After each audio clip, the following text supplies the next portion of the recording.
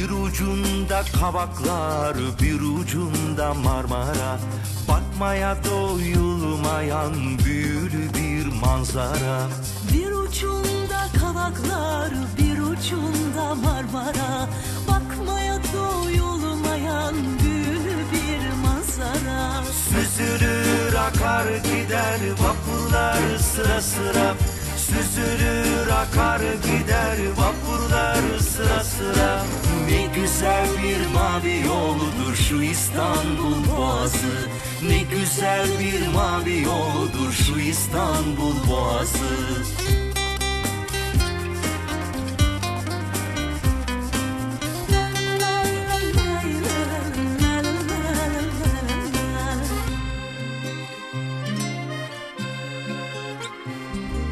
Tarabya'da Bebek'te sarhoş olan dalgalar. Sahillerin koynuna bir boşanır bir dolar. Tarabya'da Bebek'te sarhoş olan dalgalar.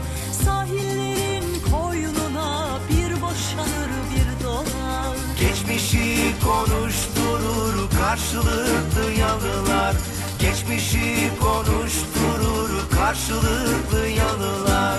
Anılarla dolu doludur şu İstanbul Boğazı.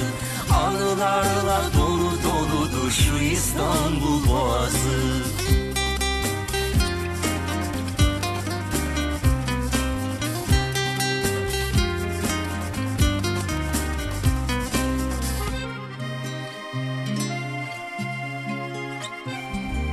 Bazen durgun bir göldür, bazen çılgın bir nehir. Boğazına kolyeler taktıkça güzelleşir. Bazen durgun bir göldür, bazen çılgın bir nehir. Boğazına kolyeler taktıkça güzelleşir. Bu beşikte sallandı büyüdü koca şehir. Bu beşikte sallandı büyüdü koca şehir. Hayat dolu bir sudur şu İstanbul Boğazı. Hayat dolu bir sudur şu İstanbul Boğazı.